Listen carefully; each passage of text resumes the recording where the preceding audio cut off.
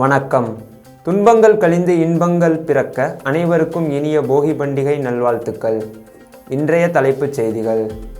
தமிழகத்தில் போகி பண்டிகை கொண்டாட்டம். சென்னை சங்கமம் நம்ம ஊர் திருவிழா நிகழ்ச்சியை தொடங்கினார் முதல்வர். 1 குவிண்டால் நெல்லுக்கு ரூபாய் 2500 வழங்கப்படும், அமைச்சர் சக்கரபாணி உறுதி. மதுரையில் ஜல்லிக்கட்டிற்காக 9699 காளைகள் ஆன்லைன் பதிவு. தமிழில் தேர்ச்சி பெறாமல் அரசு பணிகளில் அமர முடியாது. பூக்களின் விலை கிடுகிடு உயர்வு.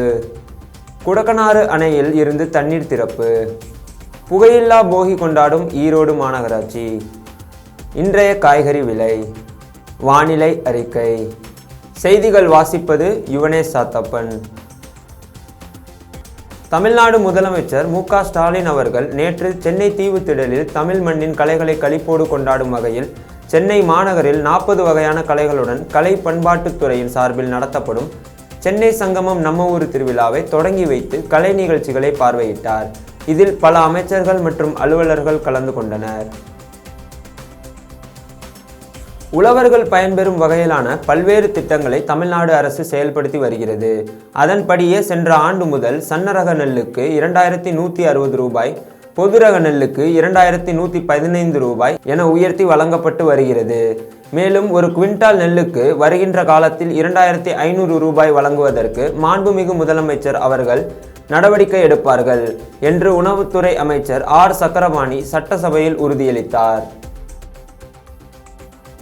மதுரை மாவட்டத்தில் ஜனவரி 15ஆம் தேதி அவனியாபுரம், 16ஆம் தேதி பாலமேடு, 17ஆம் தேதி அலங்காநல்லூரில் நடைபெறும் ஜல்லிக்கட்டு போட்டிகளில் 9699 காளைகளும் 5399 மாடுபிடி வீரர்களும் தங்கள் பங்கேற்பை பதிவு செய்துள்ளனர். இந்த நிகழ்ச்சிகளில் பங்கேற்பதற்கான 3 நாள் ஆன்லைன் பதிவு வியாழக்கிழமை மாலை 5 மணியுடன் நிறைவடைந்தது. சோதனையை முடித்த பின்னரே தகுதியான பங்கேற்பாளர்களுக்கு டோக்கன்கள் உருவாக்கப்படும். காளைகள் அல்லது அடக்குபவர்கள் தேர்ந்தெடுக்கப்பட்டவர்கள் பங்கேற்பதற்காக தங்கள் டோக்கன்களை பதிவிறக்கம் செய்யலாம். தமிழக அரசு துறைகளில் உள்ள பணியிடங்கள் மற்றும் மாநில பொதுத்துறை நிறுவனங்களில் உள்ள பணியிடங்கள் அனைத்திலும் போட்டித் தேர்வு முகமைகளால் நடத்தப்படும் அனைத்து போட்டித் தேர்வுகளிலும் தமிழ் மொழி பாடத்தால் கட்டாயமாக வழிவகுக்கும் மசோதாவை தமிழ்நாடு அரசு இன்று சட்டப்பேரவையில் நிறைவேற்றியது. கன்னியாகுமரியில் 1 கிலோ ரூபாய் 1500க்கு விற்ற மல்லிகைப்பூ தற்போது கிலோ ரூபாய் 3000 எனும் நிலைக்கும், ரூபாய் 700க்கு விற்ற முல்லைப்பூ, ஜாதிப்பூ தற்போது 1500க்கும் விற்கப்படுகிறது.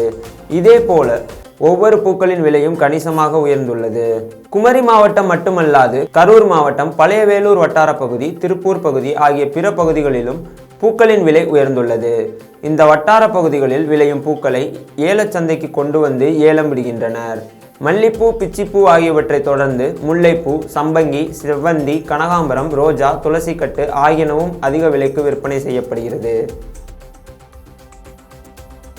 திண்டுக்கல் மாவட்டம் வேடசந்தூர் வட்டம் குடகனாறு அணையிலிருந்து திண்டுக்கல் மாவட்டத்தில் உள்ள பாசன நிலங்களுக்கு 18/1/2023 முதல் 3/3/2023 வரை 45 நாட்களுக்கு 264.38 மில்லியன் கன அடிக்கு மிகாமல் தண்ணீர் திறந்துவிட அரசு ஆணையிட்டுள்ளது. இதனால் திண்டுக்கல் மற்றும் கரூர் ஆகிய மாவட்டங்களில் உள்ள 9000 ஏக்கர் நிலங்கள் பாசன வசதி பெறும் என்பது குறிப்பிடத்தக்கது. ஈரோடு மாநகராட்சியில் புகையில்லா போகி கொண்டாடப்பட்டு வருகிறது. காற்று மாசு கட்டுப்படுத்தலை விழிப்புணர்வு செய்யும் விதமாக இது கொண்டாடப்படுகிறது. பழைய பொருட்கள், பிளாஸ்டிக் பொருட்கள், டயர்கள் ஆகியனவற்றை மாநகராட்சி சார்பாக வரும் பணியாளர்களிடம் ஒப்படைக்க வேண்டும் என மாநகராட்சி அறிவுறுத்துகின்றது. இன்றைய காய்கறி விலை.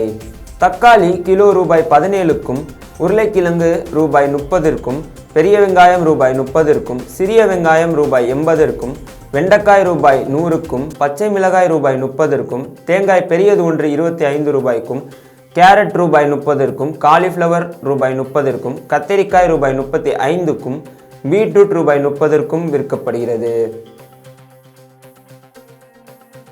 வானிலை அறிக்கை.